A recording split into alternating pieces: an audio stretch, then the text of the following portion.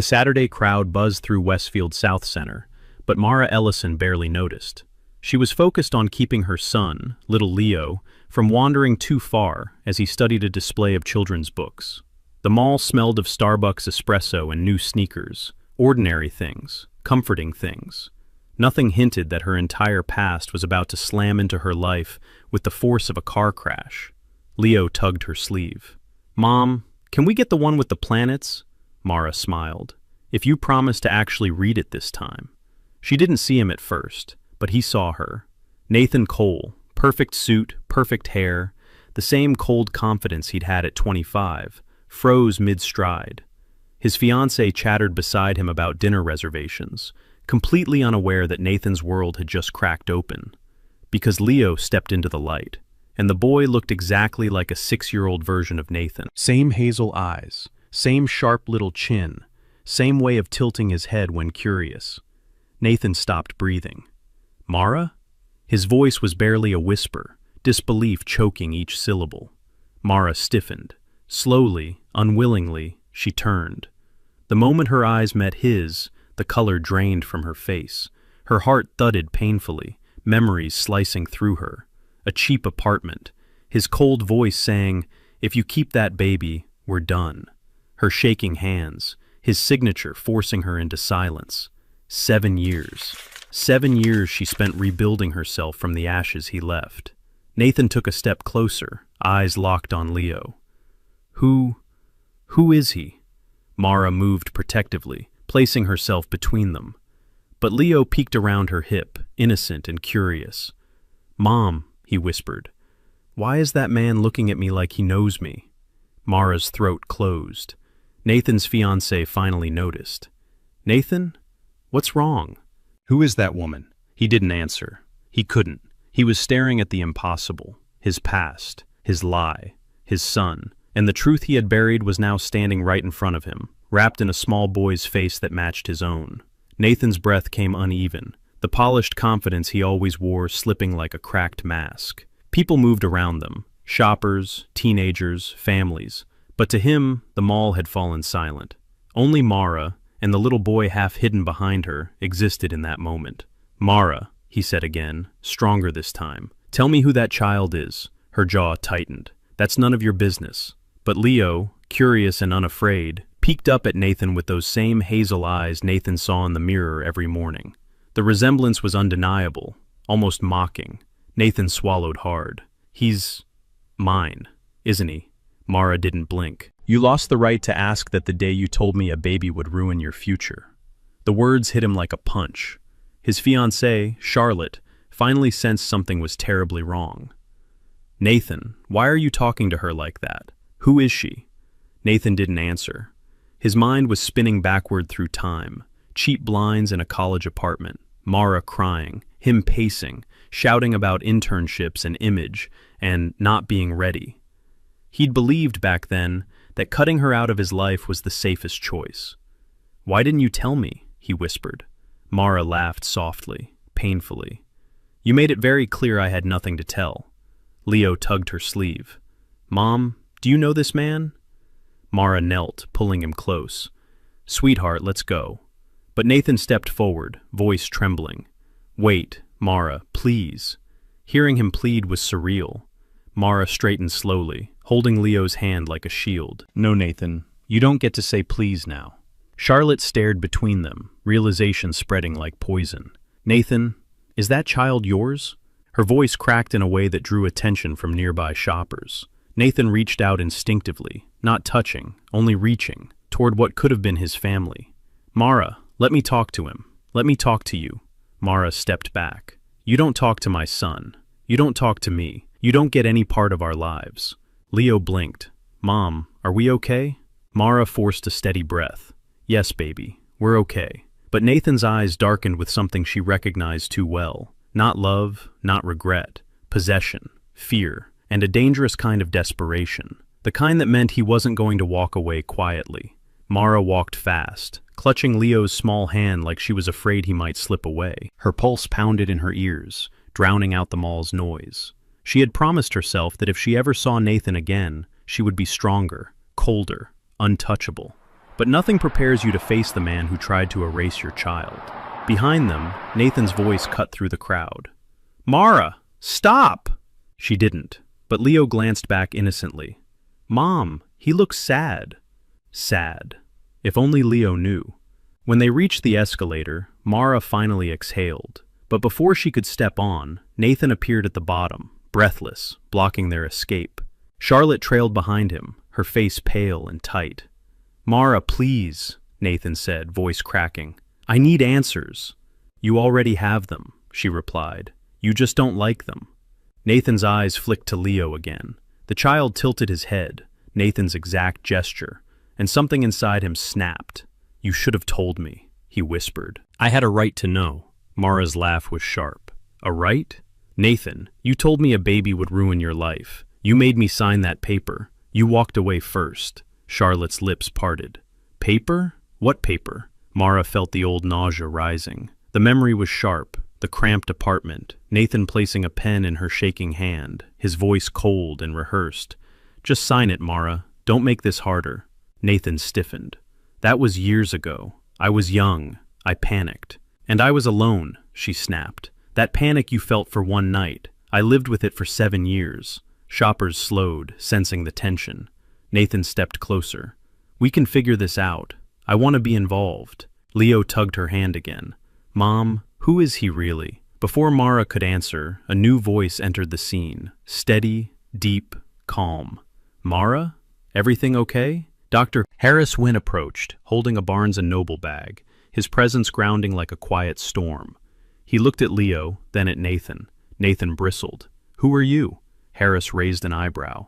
"Someone who won't let her be cornered in a mall." Charlotte stared between the 3 adults, then at Leo, her expression shifting from confusion to horror. "Mara," Harris said gently, "let's go."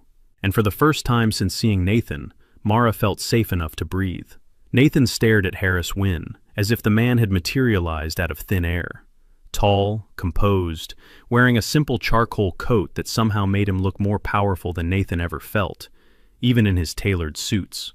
Harris positioned himself just slightly in front of Mara and Leo, not aggressively, but with a quiet authority that made Nathan's jaw clench. "I'm talking to her," Nathan snapped. "This is between us." Harris didn't blink. "It stopped being between you two the moment you scared her child." Nathan's face darkened. "I didn't." "You did." Harris's voice remained calm, but the steel underneath was unmistakable. Leo moved closer to Harris, instinctively sensing safety. Mara noticed and felt a surprising wave of relief. Harris had always been kind during her bookstore shifts, but seeing him protect her now, it shook something loose inside her. Charlotte stepped forward, voice trembling. "Nathan, who is she? And why does that little boy look—" She cut herself off, eyes widening with dawning horror. Nathan ignored her. "Mara, we're talking. Now." "No," Mara said firmly. "We're leaving." She tried to guide Leo toward the exit, but Nathan reached out as if to grab her arm. Harris moved instantly, not touching Nathan, just stepping close enough to force him back. "Don't," Harris warned quietly. "Not here. Not ever." Shoppers were now watching openly. A security guard began walking their way. Nathan glanced around, realizing this confrontation was quickly slipping out of his control. "Mara," Nathan hissed, lowering his voice. "Running won't change the truth." Mara lifted her chin. "I'm not running. I'm protecting my son from the man who once tried to erase him." Nathan's nostrils flared. "You should have told me he existed. And you should have cared that he might," she shot back. Leo looked up at Harris. "Can we go home now?" Harris nodded. "Yeah, buddy. Let's get you two out of here." Charlotte's voice broke. "Nathan, is he really your child?" Nathan didn't answer. That silence was louder than anything he could have said. Harris guided Mara and Leo toward the exit, slow, steady, unshakably calm. For the first time in years, Mara didn't feel cornered. She felt defended. And as Nathan watched them walk away, something toxic flickered in his eyes. A promise, a warning. He wasn't done. Nathan Cole had always been the kind of man who walked into a boardroom and owned the oxygen. But as he rode the escalator down with Charlotte trailing behind him, he felt something he hadn't felt in years, panic clawing up his throat. His reflection in the glass rail looked unfamiliar. shaken, pale, cornered. Charlotte finally spoke, voice trembling from holding back tears. "Nathan, answer me. Was that child yours?" He didn't respond. His silence stretched too long, too heavy. Charlotte's breath hitched. Oh my God. Nathan rubbed his jaw hard. "It was a long time ago. I didn't know she kept—" "Don't finish that sentence," she snapped. "You sound guilty." Guilty didn't begin to cover it. He had built a life on control. Carefully crafted image, rising corporate power, the upcoming engagement party at the Ritz-Carlton, and the promise of his future father-in-law handing him the CEO track. Scandal wasn't an inconvenience. It was a career death sentence. And a secret son? That was nuclear. Charlotte folded her arms. "Why didn't you tell me you had a past with her?" Nathan exhaled sharply. "It wasn't serious. I was young. She got pregnant and—" "And you what?" Charlotte demanded. "You pressured her into ending it?" Nathan didn't answer fast enough. Charlotte gasped, stumbling to a stop. "Nathan, tell me you didn't." He finally met her eyes. "I panicked. I made mistakes." "Mistakes?" she repeated, voice breaking. "Nathan, that little boy looks exactly like you." Nathan looked away. Every part of him was screaming to regain control, fix the narrative, salvage his future. "I need to talk to her. We need clarity." Charlotte's expression hardened. "No, what you need is to pray this never reaches my father." Nathan's stomach dropped. Her father, chairman of the entire Coalbridge retail group, had zero tolerance for scandal. He had threatened to cut executives loose for far less. Nathan whispered, "Charlotte, don't tell him, please." She stepped back from him as if he were contagious. "I can't protect you if you lied about something this big." His phone buzzed. A message from his assistant. "Board wants confirmation about engagement party details." He stared at it, pulse hammering. His perfect life was already cracking. And somewhere out there, Mara Ellison, along with a boy who carried his face, was the one holding the match. The sun was dipping low by the time Mara and Leo reached their small apartment in South Seattle. The hallway lights flickered as always, humming with that faint electrical buzz that reminded her she didn't live in a place where people felt safe enough to complain. She unlocked the door, ushering Leo inside gently. "Mom, did that man hurt you before?" he asked quietly. Her heart squeezed. "No, baby, he just wasn't good to us." Leo nodded like he understood more than a 6-year-old ever should. Inside, the apartment felt too tight, too quiet. The old sofa sagged in the middle, and a stack of Amazon delivery boxes cluttered the corner. Leo's school supplies, a used Kindle Mara bought for cheap, things she budgeted for carefully. She had built this life piece by piece, out of fear and necessity, yet it was still hers, still safe, until today. As Leo settled with his new book, Mara slipped into the bathroom and locked the door. Her breath trembled. Seeing Nathan again had cracked something open, something she thought she'd buried under 7 years of survival. She remembered the night she left him, the shouting, the threats, the paper he forced into her hands, his voice echoing, "If you do this, Mara, you're destroying both our futures." But now here he was, living the future he chose, and wanting access to the one she protected. A knock startled her. "Mom?" Leo whispered. "Can you read with me?" She wiped her tears fast. "Of course, sweetheart." When she stepped out, Leo was curled on the couch, book open, blanket over his legs. She joined him, letting his warmth steady her heartbeat. But halfway through the story, her phone buzzed. Unknown number. She froze. Another buzz. Then a text. "We need to talk. Nathan." Her stomach turned to ice. A second message arrived immediately. "If you avoid me, I'll involve lawyers." Mara gripped the phone so hard her knuckles whitened. She knew Nathan, knew how far he'd go when cornered. He wasn't reaching out as a father. He was reaching out as a man terrified of losing his reputation. Leo leaned against her. "Mom, are we okay?" She kissed the top of his head. "We will be." But deep down, she felt it, the storm beginning to rise. And this time, she wouldn't survive it alone. Nathan Cole wasn't a man who tolerated uncertainty. And tonight, sitting in his Los Angeles penthouse with the skyline reflecting off the glass walls, uncertainty was all he had. He loosened his tie, pacing in front of the floor-to-ceiling windows. Every time he blinked, he saw Leo's face. His face. A mirror he never asked for. A truth he spent 7 years burying. He grabbed his phone and dialed a private number. A smooth voice answered. "Mr. Cole? I need information," Nathan said sharply. "About a woman named Mara Ellison. Everything. Where she works, where she lives, who she's seeing. I want it by morning." A pause. "Is this a legal matter?" "It will be," Nathan muttered. "She hid a child from me." Another pause, almost judgmental. "Understood." Nathan ended the call, chest tight. He told himself it was about fairness, about rights, about being blindsided. But deep down, beneath the excuses and panic, he knew the truth. He wasn't afraid of losing a son. He was afraid of losing everything else. His position, his engagement, his spotless image. And Mara, quiet, stubborn, moral Mara, could ruin all of it.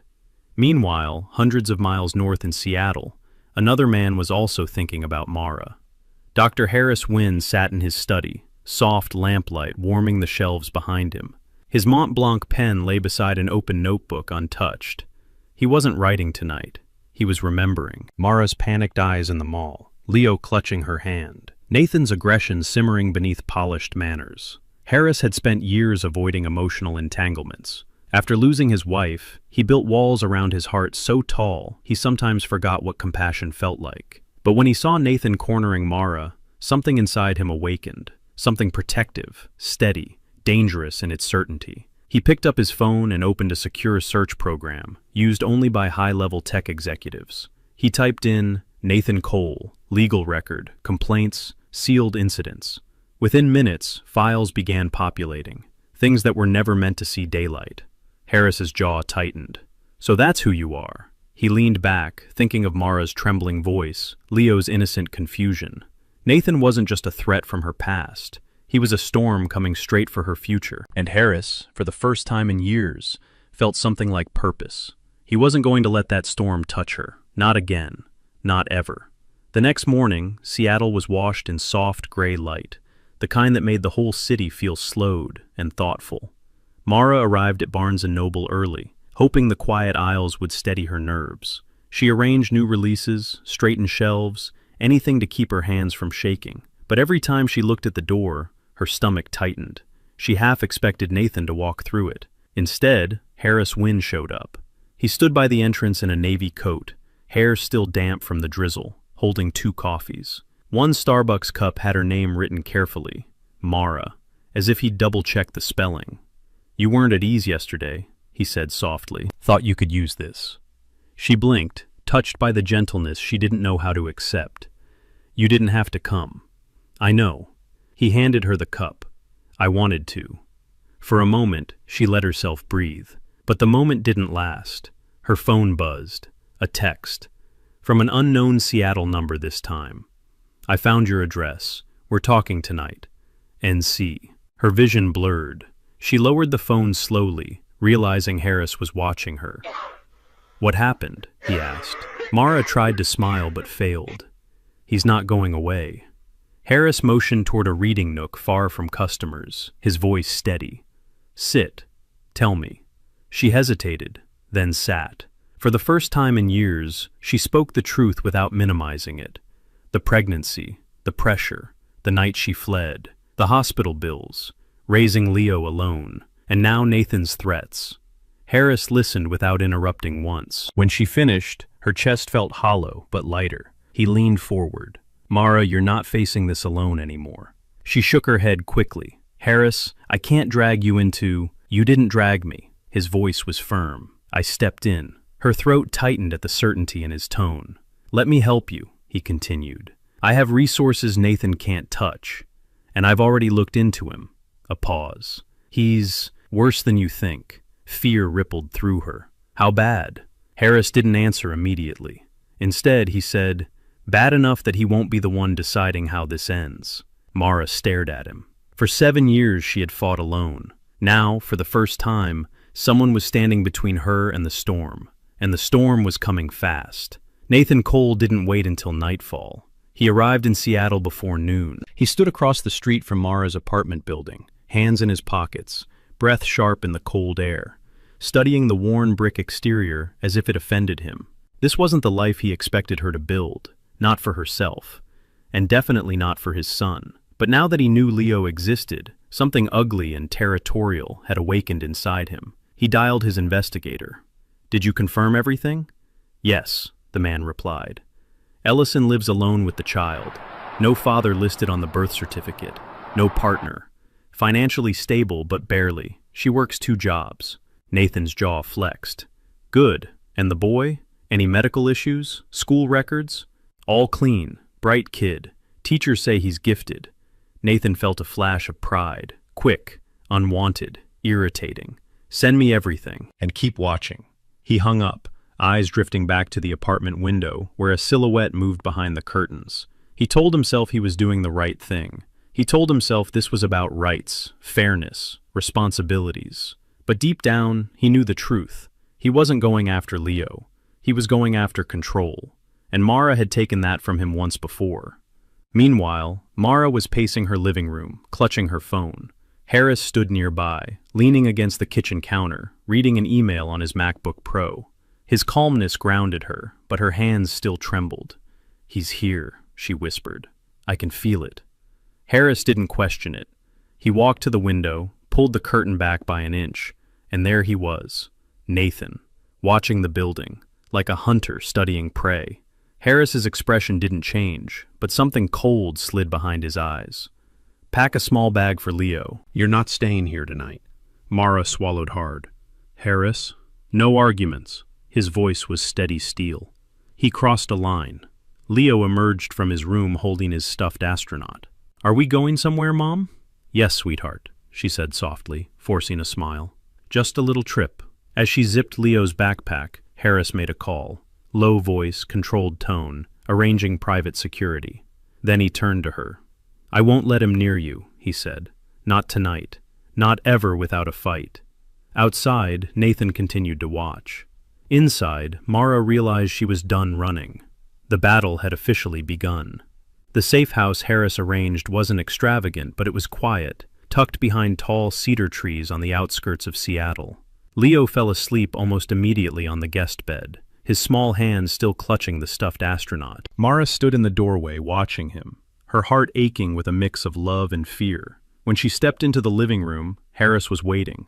A fire crackled softly in the stone fireplace, its glow warming the room. He motioned for her to sit. "You're safe here," he said gently. "Both of you." But Mara shook her head. "Safe for now, not safe from him." Harris closed his laptop, turning fully toward her. "Then tell me everything. No holding back this time." She hesitated. 7 years of silence didn't break easily. But tonight, with Nathan prowling the city and the past clawing its way back, she realized she couldn't carry the weight alone anymore. So she told him. Not in fragments, not in half-truths. Everything. The pregnancy test shaking in her hands, Nathan's fury, the nights she cried until her ribs hurt, the paper he shoved toward her, the paper demanding she resolve the problem. His exact words, "If you love me, you'll do this." Her escape, the hospital bills, the loneliness, the terror of raising a child without a single person to lean on. By the time she finished, tears streaked silently down her face. She wasn't sobbing, just letting the pain spill out in a way she hadn't allowed in years. Harris didn't interrupt. He didn't rush to comfort her either. He simply listened, really listened, with a steady calm that felt like shelter. When she finally wiped her cheeks, he spoke. "Mara, what he did wasn't a mistake. It was abuse, and he's still trying to control you." She swallowed hard. "He'll drag me into court. He'll twist the story. He'll use his money and his lawyers. Harris, Nathan can destroy people." Harris leaned closer, eyes unwavering. "So can I." She blinked. "I'm not threatening him," Harris clarified quietly, "but I won't let him weaponize fear against you. Not again." For the first time that night, Mara's breath didn't tremble, because she believed him.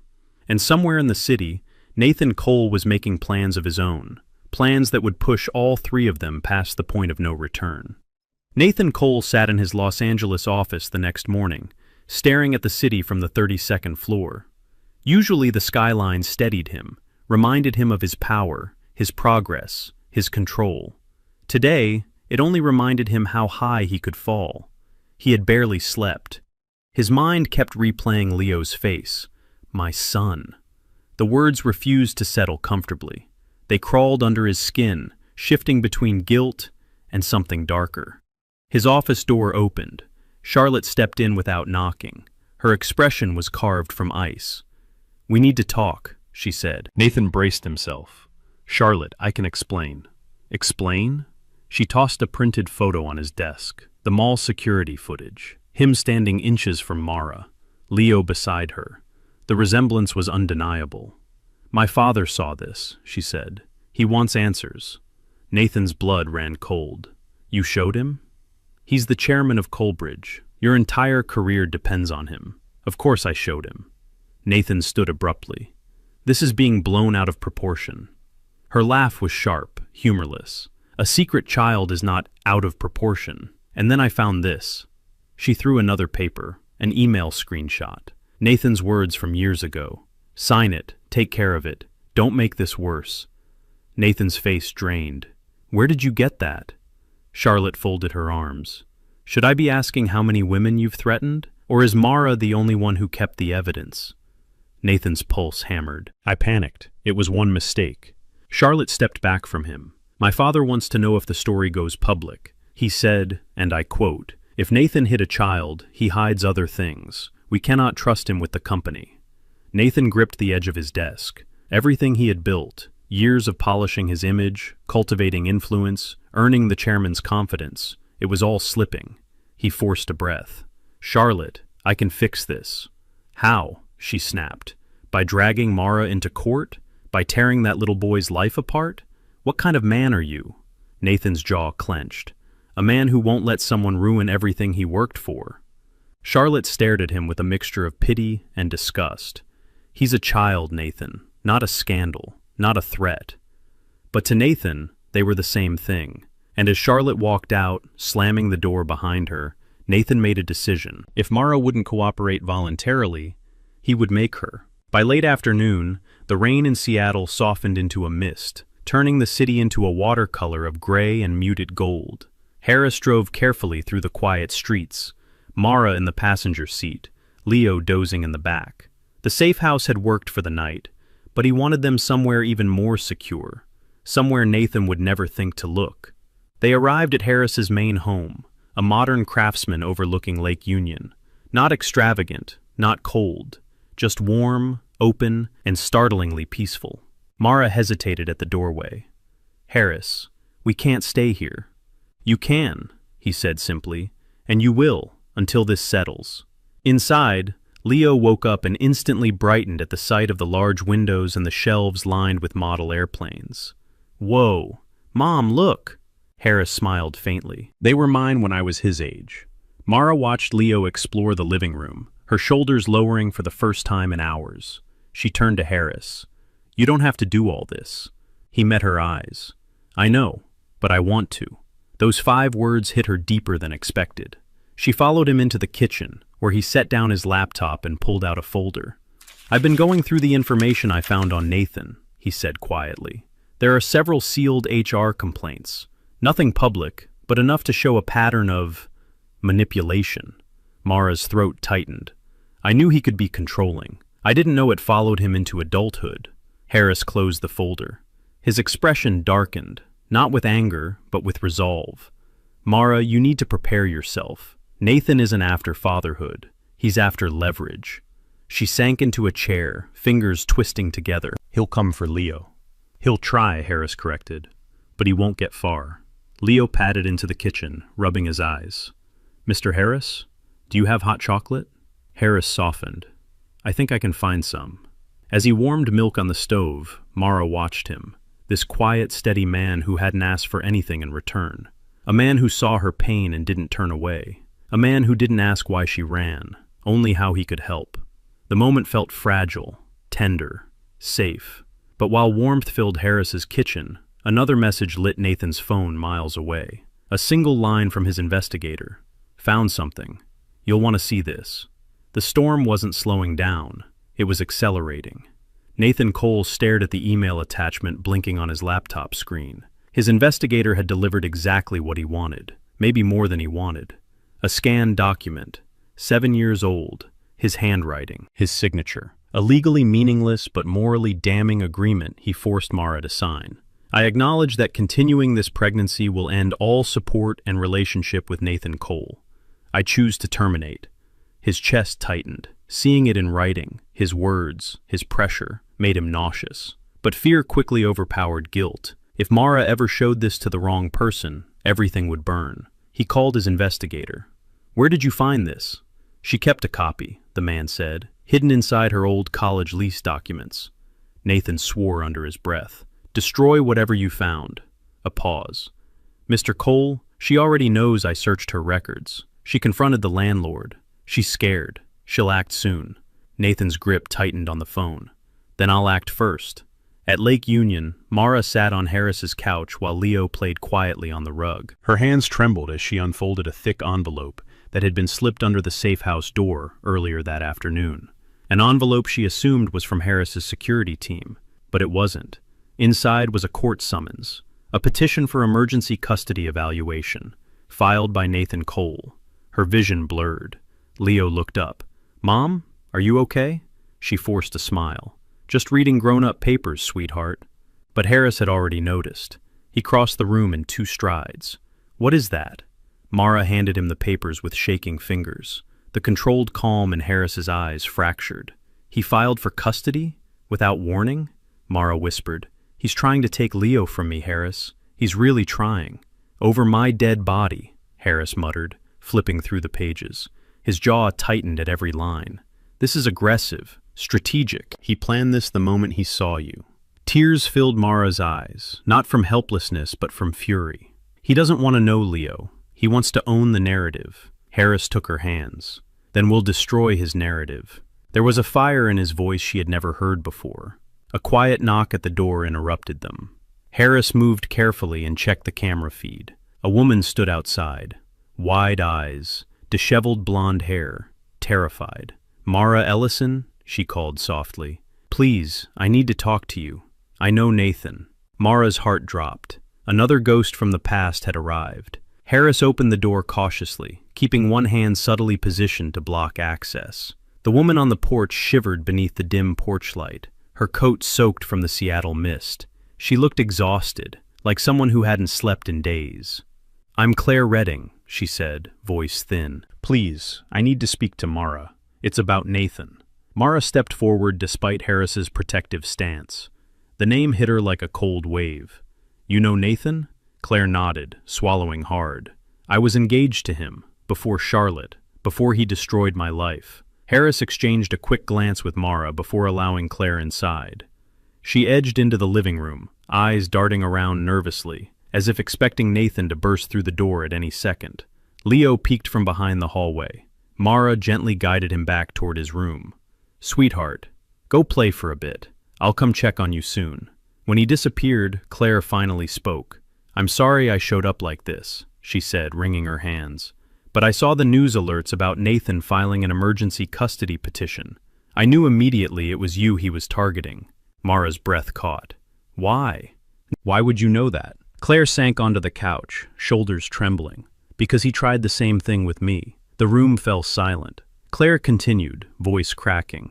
"I was pregnant 3 years ago, and when I told him, he turned. Vicious. Controlling. He said a baby would destroy his career trajectory. He insisted I fix it. When I refused, he threatened to take the child and claim I was unstable." Mara felt the blood drain from her face. "He used the exact same language with me." Claire gave a broken laugh. "He has a script, Mara. A pattern. He chooses women he thinks he can control, and when he can't, he tries to erase them." Harris leaned forward, tone sharp. "Do you have proof of this?" Claire reached into her purse with shaking hands, pulling out a flash drive. "Every email, every voicemail, everything his lawyers tried to bury. I kept copies, for the day someone else might need them." She placed it in Harris's palm. Mara stared, stunned. "Why help me?" Claire's eyes filled with tears. "Because no one helped me, and because he's more dangerous than you realize." Outside, thunder rolled across Lake Union. Inside, the tide of the war had just shifted. Nathan Cole was accustomed to being feared, respected, obeyed. But that afternoon, sitting in his penthouse overlooking the glittering Los Angeles skyline, He felt something he hadn't felt since he was a broke college intern scrambling for relevance, losing control. His phone buzzed, a message from his investigator. "We have a problem." Nathan clenched his teeth. "What problem?" The reply came instantly. "Someone else is leaking information. A woman named Claire Redding." Nathan's stomach dropped. Claire, of all people, what does she want? Before the investigator could respond, another notification popped up, this time from a gossip blog notorious for exposing corporate scandals. Nathan clicked it. Breaking. Former fiancé of rising COO alleges manipulation, coercion, pregnancy pressure. More victims suspected. Story developing. His blood ran ice cold. "No, no, no," Nathan whispered. He slammed his hand onto the counter, rattling a glass. He had spent years burying his past, years polishing his image, years clawing his way into the Colbridge dynasty, and now the ghosts were crawling out of the grave, dragging him with them. He dialed Claire immediately, straight to voicemail. He tried again, voicemail. Then a third time, voicemail. Nathan's fury ignited. "You think you can ruin me?" he hissed into the phone. "You don't get to do that. None of you do." He hurled the phone across the room. Back in Seattle, Harris inserted Claire's flash drive into his laptop. Mara sat beside him, heart pounding. Leo slept in the next room, blissfully unaware of the storm forming around his small world. A folder opened. Audio files, emails, screenshots, legal drafts, threats, apologies, more threats, all in Nathan's voice, all damning. Mara covered her mouth. "He did the same thing to her. He did worse," Harris said quietly, and he tried to erase the evidence. Claire sat stiffly on the couch. "I wanted to disappear after what he did. But your story, Mara, it's my story too, and I can't let him keep hurting people." Harris turned the laptop toward Mara. "This is enough to bury him, legally and publicly." Mara trembled, not from fear this time, but from a rising righteous fire. "Then let's bury him." At that moment, Leo wandered sleepily into the room, rubbing his eyes. "Mom? Mr. Harris? Why are you still awake?" Mara scooped him gently into her lap. "We're just fixing something that's been broken for a long time." And for the first time in years, she wasn't the one who felt broken. Nathan was. Nathan Cole stormed into the Colbridge headquarters the next morning, sunglasses on, jaw tight, moving fast enough that assistants pressed themselves against the walls. His name used to echo through these halls with admiration. Today, whispers followed him like shadows. He entered the executive boardroom and found Chairman Richard Colbridge, his almost father-in-law, waiting with two legal advisors. The air was frigid. "Sit," Richard said. Nathan obeyed, pulse hammering. Richard slid a printed article across the table. Two women come forward accusing COO Nathan Cole of coercion, intimidation, and emotional abuse. Nathan swallowed hard. "It's exaggerated. They're trying to destroy me." Richard's glare sharpened. "This company cannot be tied to a scandal involving forced pregnancy decisions, Nathan. Do you have any idea what the media is doing with this?" Nathan forced a breath. "I can control the narrative." "No," Richard snapped. "You cannot. Not anymore." Nathan stiffened. "Are you threatening to fire me?" Richard leaned back slowly. "I'm giving you a chance to clean this up quietly. Withdraw the custody petition. Issue a private settlement. Make this disappear." Nathan's jaw clenched. "If I withdraw now, it's an admission of guilt." "It's damage control," Richard corrected. "And it's your only option." Nathan stood, shaking with rage. "I am not letting Mara Ellison make a fool out of me. And I'm not letting a child derail my future." Richard rose too, voice dropping to an icy low. "Be very clear, Nathan. If you choose war, you fight it alone." Nathan froze. Alone. That word struck deeper than he expected. He left the boardroom rigid, skin burning with humiliation. Outside, Charlotte waited, eyes swollen from crying. She stepped forward. "My father gave you a chance to walk away," she whispered. "Take it." Nathan stared at her. "If you really believe I'm the monster they're painting me as, then why are you still here?" Charlotte's expression cracked. "Because a part of me hoped you weren't. But you won't stop. That's what scares me." She walked past him, brushing his shoulder lightly, Accidentally or deliberately, he couldn't tell. Meanwhile, in Seattle, Harris set 3 laptops on the dining table, building a timeline of evidence. Mara stood beside him, hands still trembling. "Harris, what do we do now?" she asked. He looked up, eyes steady. "Now, Mara, we stop playing defense." He turned the screen toward her. "And we bring your truth to light." The battle lines were officially drawn. Seattle's evening lights shimmered over Lake Union as Mara stood on Harris's balcony, gripping the railing to steady her breath. The city looked peaceful, deceptively so. Inside the house, laptops hummed, documents loaded, timelines tightened. War took strange shapes, she thought. Sometimes it looked like code on a screen. Harris stepped beside her. "We're close," he said. "Claire's files give us motive, pattern, intent. We just need the final link." Mara forced a tight smile. The link that shows he never changed. Before Harris could reply, his phone buzzed, a number he didn't recognize. He answered cautiously. A soft, shaky voice spoke. "Is this Dr. Wynn?" "Yes. Who is this?" "My name is Elise Monroe. I think we need to meet. I used to work under Nathan Cole at Coalbridge." Harris's posture sharpened. "How did you get my number?" "Claire gave it to me," Elise whispered. "She said someone else was finally standing up to him." Mara stepped closer, heart pounding. Elise continued. "I filed a complaint against Nathan 2 years ago. HR buried it. They moved me to a different department, and he made sure I never got promoted again. But I saved the emails, all of them." Mara covered her mouth, emotion tightening her chest. Another victim. Another piece of the truth. Harris's voice softened. "Elise, can you come safely?" "I'm outside," she whispered. "I didn't know where else to go." Both Mara and Harris froze. Harris rushed downstairs and opened the door. Elise stood there, mid-20s, hair trembling in the wind, clutching a thin folder to her chest like armor. She looked terrified and determined. "I don't want money," she said immediately. "I just want him exposed." Mara stepped forward. "You're brave for coming." Elise shook her head. "No, I'm desperate.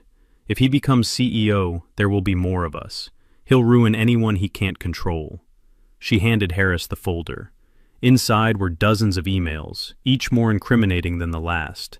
Manipulation, threats, retaliation, and one line made Harris go still. "I've done it before. I can make this disappear too. NC." Mara felt the air leave her lungs. That's him admitting it," she whispered. "Everything he did to Claire, to Elise, to me." Harris met her eyes. "And now," he said quietly, "we take this to someone who can't be bought." For the first time, Mara felt the shift. Not fear, not survival, power. Harris drove with a focus so sharp it felt surgical, the city lights of downtown Seattle streaking across the windshield like frantic brushstrokes. In the passenger seat, Mara clutched Elise's folder as if it contained the beating heart of the case, because it did. Claire sat in the back, hands twisting nervously while Leo slept, head resting on her shoulder. They were headed to the one place Nathan could not reach, a private meeting with investigative attorney Dana Whitmore, known for tearing apart corporate giants with nothing but truth and a legal pad. When they arrived, Dana was already waiting in her glass-walled office, overlooking Elliott Bay. She rose, expression sharp and assessing. "Dr. Wynn told me this was urgent. Show me what you have." Mara handed her the folder with trembling hands. Dana flipped through the documents slowly at first, then faster, then stopped abruptly. Her brows lifted. He admitted prior coercion. She tapped the printed email. This alone could force Coalbridge into a public investigation. Claire swallowed. "There's more. I recorded a call once, when he threatened my job." Dana turned to her. "Do you still have it?" Claire nodded. "On my old phone. I never deleted it. I couldn't." "Bring it tomorrow morning," Dana said, "and guard it like a weapon, because that's what it is." Mara felt the room tilt slightly, not from fear, but from something she hadn't dared feel in years. Hope. Dana continued, voice crisp. "With these witnesses and this documentation, we're not just defending you. We're building a case that can remove him from power entirely." Harris nodded approvingly. "That's the goal." Dana's gaze softened slightly when she looked at Mara. Nathan is going to panic when he realizes what you have. Men like him get reckless before they fall. Mara exhaled slowly. He already is. Before Dana could respond, Harris's phone buzzed violently. He checked it, and his expression darkened. "What is it?" Mara asked. Harris turned the screen toward her. It was a headline. Fresh. Explosive. COO Nathan Cole seen in Seattle after emergency custody filing. Sources claim conflict with mother escalating. Dana's jaw tightened. He's controlling the narrative, trying to frame you as unstable. Mara felt her pulse spike.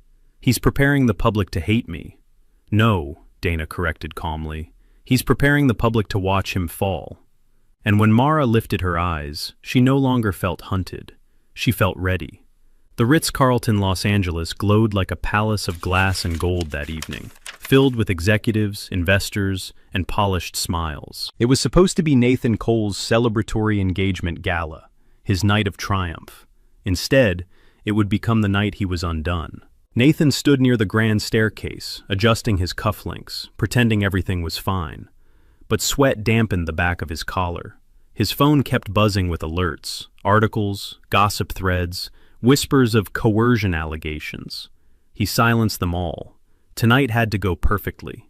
If he could charm the right donors and reassure the board, he could still survive this. At least, that's what he told himself. Then the ballroom doors opened. Mara stepped inside, not alone. Harris walked beside her, calm and composed, wearing a tailored suit that made half the room glance twice. Behind them were Claire Redding and Elise Monroe, two women Nathan prayed the world would never see again. Dana Whitmore followed, a quiet force with a portfolio of legal power in her hands.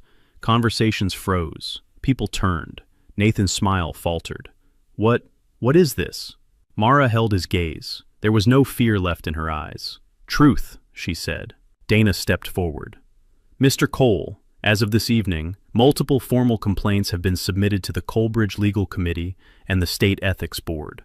Effective immediately, you are under investigation." Nathan's eyes widened. "You can't do this here." "We already did," Dana replied coolly. "Your chairman has been notified. The board is convening tonight." Charlotte appeared behind Nathan, her face pale. "My father knows everything, Nathan. Every email, every threat, every lie." Nathan's breath fractured. "Charlotte, don't do this to me." "No," she whispered. "You did this to yourself." Around them, phones lit up. Guests backed away, whispering. Nathan felt the room tilt, his carefully built empire collapsing, brick by brick, truth by truth. He lunged toward Mara. "You ruined me." Harris intercepted him instantly, stepping between them like a wall. "No," he said, voice low. "You ruined yourself." Security closed in. Nathan looked around wildly, desperate, choking on a truth he could no longer control. He wasn't feared. He wasn't respected. He wasn't untouchable. He was exposed, and everyone was watching. As security escorted him out, Mara felt no triumph, only release, like exhaling a breath she'd held for 7 years. And for the first time, she felt free. The morning after Nathan's public collapse, Seattle felt brighter, soft sunlight glinting off Lake Union, gentle waves brushing the shoreline like a whispered reassurance. Mara stood on Harris's deck with a mug of warm tea, watching Leo chase a squirrel across the yard, his laughter ringing clear and unhindered. For the first time in 7 years, she felt something unfamiliar. Safety. Real, steady, unquestioned safety. Harris stepped outside, hands tucked in his pockets. "Dana called," he said. "Nathan is officially suspended. The board voted him out last night." Mara let out a slow breath, half disbelief, half relief. "It's over." "Legally, there will still be steps," Harris said gently. "But yes, it's over." She turned to him. "I never thought I'd see the day where he couldn't hurt us anymore." Harris studied her for a moment, eyes soft. "Mara, you didn't just survive him. You defeated him. You protected Leo with nothing but your strength." She felt heat rise behind her eyes, not from pain this time, but something warm, deep, healing. "Harris, I don't know how to thank you," she whispered. "You don't have to." His voice was quiet, but sure. "I didn't help you because I had to. I helped you because I care about you." The words settled between them, gentle, unmistakable. Leo ran up then, breathless. "Mom, Mr. Harris, look, look, a blue jay." Harris crouched beside him. "That's a good sign," he said. "Blue jays protect their nests fiercely." Leo grinned. "Like you protected us?" Harris's eyes flicked to Mara. "Something like that." Leo scampered off again, leaving them in a silence filled with possibility. Mara exhaled. "Harris, after everything, I'm scared to start over." He stepped closer, not imposing, just present. "Then don't start alone." Her breath caught. "I'm not saying rush anything," he continued softly, "but I'm here, for you, for Leo, for whatever future you choose." Mara felt the last remnants of fear melt into something steady, something hopeful. She reached for his hand. "Harris, I want that future too." He smiled, small, genuine, like sunlight finally breaking through clouds long overdue. Down by the water, Leo called out, "Mom, Mr. Harris, come see." Mara squeezed Harris's hand. "Come on," she said. "Our son wants us." And for the first time, the word "our" didn't feel frightening. It felt right. It felt earned. It felt like the life she was finally allowed to live. All right, so our story has come to an end. And if you're still here with us, still listening at this moment, then something in this journey must have touched your heart in a quiet, personal way. Maybe it reminded you of your own strength, or of a pain you once carried alone. Mara's story isn't just about hardship or justice. It reminds us that healing begins the moment you choose to stand on your own side. Like the Stoics said, you have power over your mind, not outside events. Real strength begins there. We can't control what others do to us, but we can choose how we rise afterward. We can choose what kind of person we become because of it. This story whispers a few truths. You deserve love that protects, not harms. You deserve peace after the storms you didn't choose. And sometimes, the universe sends the right people just when you feel most alone. If Mara's journey resonated with you, or made you think of someone you care about, then please like this video. Share it with someone who might need a little strength today. And if you want to stay with us for more healing stories like this, you're not alone. You're stronger than you think. And your story is still unfolding. This story you've just watched is a work of fiction, created solely for emotional storytelling, reflection, and entertainment. The characters, events, and situations are not real and are not based on any specific individuals.